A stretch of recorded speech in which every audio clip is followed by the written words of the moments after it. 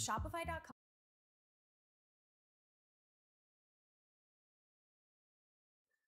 Also live. Long shirt, not new shirt, sorry. Oh, we are live.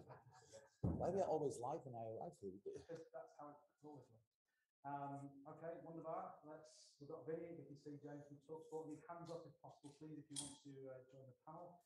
I have to tell you that Tony, the translator, alliteration, is available. It's a little bit complicated. I get the impression that Tony is available on the Spanish tab. Yes. So if you're perfect. Yeah. So if you want Italian, you need to go onto the Spanish tab. Hola, Tony. Yeah. Right, Vinny. Let's get this underway. Probably to the first two questions, and then we'll go. Hi, Jurgen. Hope you're well. Pardon me. Losing my voice slightly. I just wanted to check on Harvey Elliott, first of all, Jurgen. Have you spoken to him, and what kind of spirits is he in? How's he doing? Yes, of course. I spoke to him the night after the game already, and he wasn't good I think in the best possible place for that moment. He took it. He took it already. He accepted already. He knew he will be out for a while, and today he is in London and will, as far as I know, probably have the surgery today. So, and that's then obviously the next step on the way back. And so we all wait for news from that after the surgery, and that's it. Obviously, meeting AC Milan in the group stage, I mean, for us, it brings back memories of two finals, 2005 and 2007. But what sense of a real European occasion do you get? And not just that, but one that you can again share with the fans as well. Yeah, of course, 2-5 is, I have more in my mind than 2-7. Yeah, anyway, if you would think about any kind of European battles, then I think Liverpool, Milan, AC Milan is a must watch. It's one you want to see. Milan had now, it's now not in the Champions League for a few years, but are doing really well since 1.5 roundabout years. They played a brilliant last season, ended up second, and started this season really good as well. So will be for sure a very tough game for both sides. But yeah, I can imagine from there are a few nice games, obviously in this first on his first match in the Champions League, and Liverpool AC Milan is for sure one of them. Thank you, Vinny. Okay, we're going to go to James from TalkSport, and I think Carl from the BBC, and that's Paul Joyce from the Times, and then we've got a couple from overseas as well. But James from TalkSport. Jurgen, just how exciting is this group that you're in with AC Milan, Porto, and Atletico Madrid, and how difficult is it going to be to progress from it? Yeah, difficult. Thank God for all four teams. There's no team. I don't think when we all saw the draw, it was like that one of us said, "Oh my God, what a great group. Let's go for it." It's just a tough group. Come on, we don't have to lie. And we knew that. And Atletico, Porto, usually champion in Portugal, if not then second. So a top team. AC Milan, big history, in the best moment for years. So yeah, that's proper Champions League. So we worked obviously really hard for being part of that, and that's what we get. We are part of Champions League. There's no game where people think about the result or whatever. It's all about getting enough points to get through that group, and we better don't waste time. So we should start with that tomorrow night. It's a long time ago that we had a Champions League game at home. We had now the opportunity to experience again the atmosphere Anfield is able to produce in the Premier League. But we spoke a lot in the past, rightly so, about European nights at Anfield, and I can't wait to experience that now. It will be great, and I'm really looking forward to it. Thanks, James. Carl Woodward, BBC Merseyside. Hi, Jurgen. Hi. Zlatan Ibrahimovic, he's 40 in October. What does that say about him as a player, that he's still performing and scoring goals at such a high level? Oh, Zlatan, what a player. What a player. think I saw a few videos of him when he got injured a few months ago or whenever it was, and then I saw him pretty much. I'm not sure if he got a surgery or not, but early enough I saw him on a spinning bike and saw him fighting back. And lions don't rest long or whatever. And he is always right. So he's right. He came on now in the last game after quite a long time and scored immediately. He's a man for exceptional moments in a game. We have to make. If he's not playing, then probably Olivier Giroud is playing, or Rebic is playing, or whatever. That all slightly different profile, but all really good. So it will be absolutely interesting. But Zlatan is for sure one of the best players ever in this game. He knows that, and he says that everybody. I like that about him, and that's the confidence he brings in all the games. That he's still physically that fit.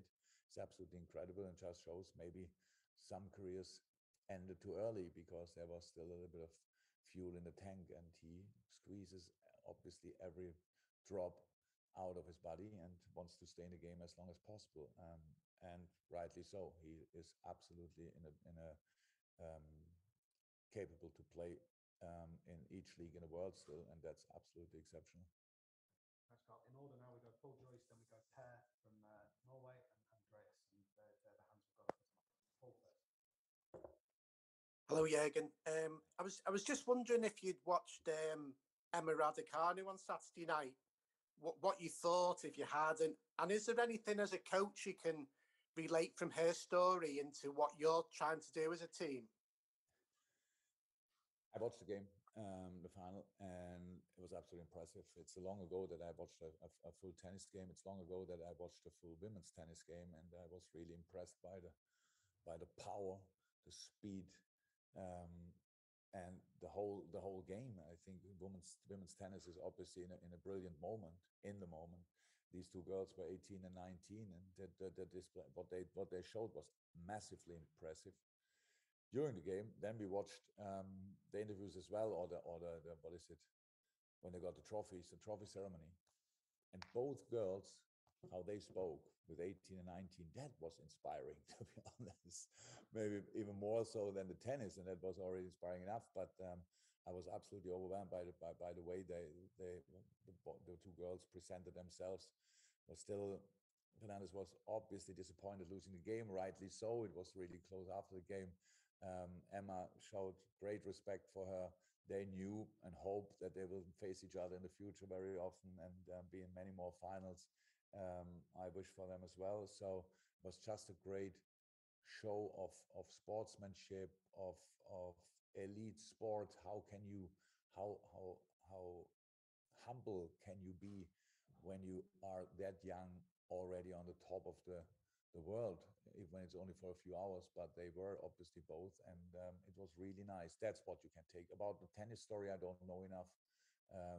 But when you are 18 years old and are able to win the US Open, it's clear there's one thing happened in the last 10, 15 years, and it's hardest work, because otherwise it wouldn't work.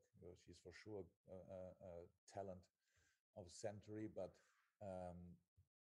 anyhow, without hardest work, it's not possible to be there.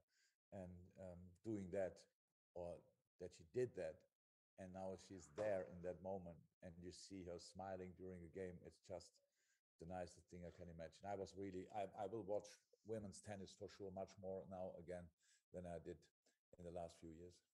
Thank you, Paul. We go to Per and then Andreas. Per first. Hi again. Thank you for your time. I just wanted to ask you a question on that historical game against Milan in 2005. What do you remember about that night in Istanbul, and what impressed you the most at that time? Oh, the obvious things. Obviously, I that night I was thinking about not watching the second half, to be honest, because everybody in the world, apart from the few people in the Liverpool dressing room, thought that this game might be decided. And the fight back was impressive, but what I remember is some incredible saves of Dudek. Even so, he had to keep them in the game. They could have scored 3 goals, but Milan could have scored more goals as well. So that would have probably closed the game. That's what I remember from the football game. But obviously, it was that time neither an AC Milan supporter nor a Liverpool supporter, so it was just watching the Champions League final. And after 3-0, and with all the things that were said before the game, Milan probably the favorite and stuff like this, looked like the game is decided, and it became then one of the biggest football sensations ever. And I was really happy that I didn't switch the telly off and watch the whole game. Thank you, Bert. We go to Andreas, then to Dominic King. Hello, Jurgen. Andreas from Swedish television here. Hi. You talked about Ibrahimovic, but what things in his game is it that you are impressed with? Oh, intelligence. So okay, that he has incredible technical abilities. It's clear. So he can obviously control the ball with his feet when it's at 8 foot height or whatever. So he did that from time to time. He can score incredible volleys, but he's good in heading. His athleticism was always outstanding, and he uses in all age groups he went through. Now he always used the things which were left in his body in the perfect way. Let me say like this: I don't think he has the same speed as he had when he was a 18-year-old boy or whatever. But it's not important, because when you understand the game, you can play the game, obviously in different circumstances, and that's what he's doing. But the things I always. These spectacular goals he scored, if it was a bicycle kick from halfway line nearly, or whatever. The thing what impressed me most with him is the overview he has in a game. So he really pre-thinks the things will happen, brings him in the right position. That's why he can pass the balls. That's why he can use all situations in the game, and the goalie is slightly too far in front of his goal or whatever, these kind of things. The overview he always showed, that impressed me most. Okay, thanks guys. I've probably got everyone I can take now, to be honest with you. So we'll go Dom for one, Paul Gorst for one, and Andy Hunter for one to finish. Dom. Yeah, and this is the first time that AC Milan have played at Anfield. The sense of history that they bring to this competition. Growing up, you've spoken before about Arrigo Sacchi and his team. They set the standard in the Champions League for a spell. What sort of influence did he have on you? And are you still in contact with him? I wouldn't say I'm still in contact with Arrigo Sacchi. We are in contact from time to time. Mr. Sacchi has my number, and he used that from time to time. And I obviously reply, but I don't want to bother him with any kind of actual questions, and I would never do that. But he's not only one of the best managers ever in this game. He's a very nice person on top of that, and he was one of the most influential managers, at least for me and for the way I like football, because he organized the pitch in a different way. With the formation he chose, and the most influential manager I had, Wolfgang Frank, was pretty much obsessed with this kind of football. And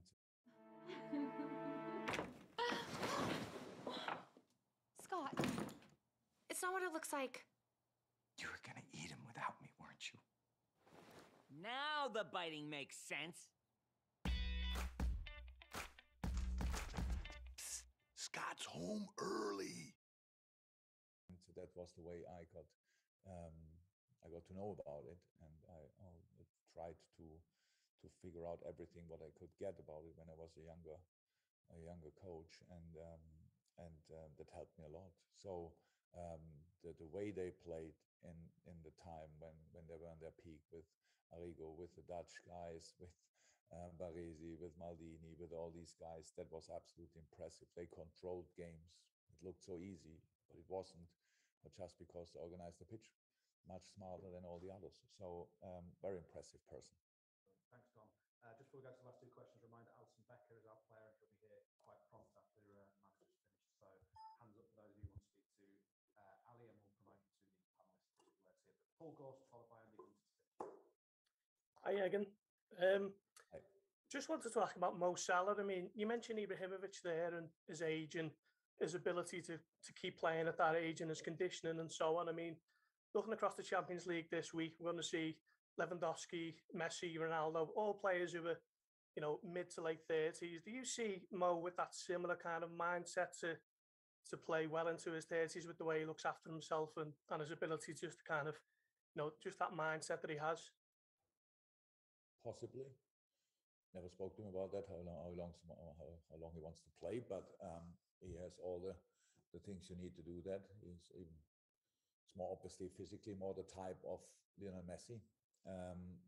Similar height, similar weight probably. So all these guys needed to be lucky with injuries, that they always could come. They were not without injuries, but they always could come back without any further harm.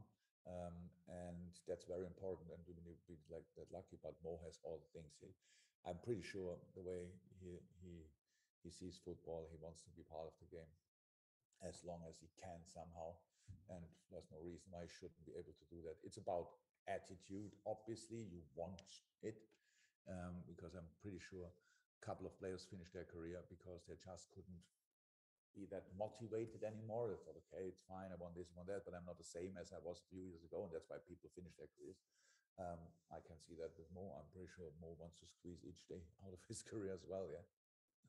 Fantastic. Last question to Jurgen, and Ali Becker's coming in. As you're in the panel, we'll be able to ask questions to Ali when Zoe comes in with him. Andy's finished this part of the press conference. Hi, Jurgen. Hi, I don't mean this to sound like disrespectful to other teams you might have played in the Champions League group stages before, or suggest you've had easier games, but what does this group, such a historic group and well-matched group, do for the competition itself, and how does it change perhaps the first half of your season,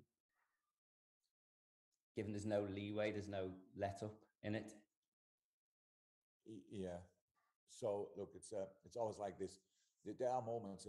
This is the strongest group we had, obviously, since I'm at Liverpool, no doubt about that. I think 2013, when I was at Dortmund, we had the Champions League group as well.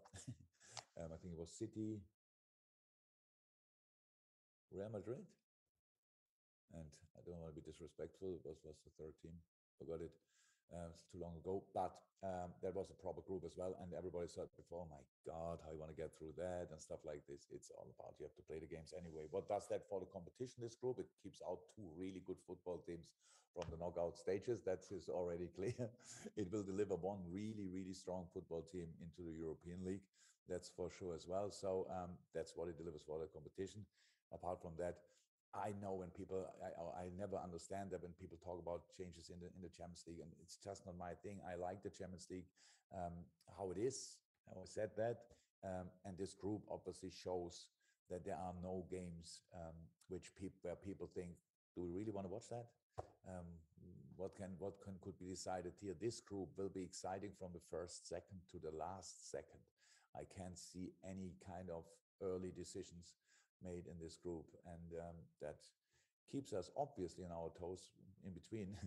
In between these games, we have a very important competition as well, playing Premier League and League Cup, and hopefully then FA Cup later on in the season, all these kind of things. But it's the thing we wanted. It's exactly what we wanted, and now we are here, and now we play Milan here. We play I think then Atletico, then Porto, and then unbelievable stadiums as well. Great crowd, all that kind of stuff. Passionate fan base, all these kind of things. It's exactly like how you want football, and that's what we got. And now we have to deal with it. And that's it. Ajax, all champions, and us. That's it. Yeah. Okay, guys. Thank you very much. Ali Beck will be in very soon. Thank you.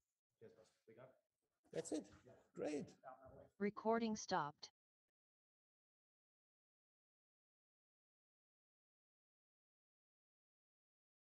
You know that smoky, tasty flavour you get in a Whopper? Yeah. That's not smoke.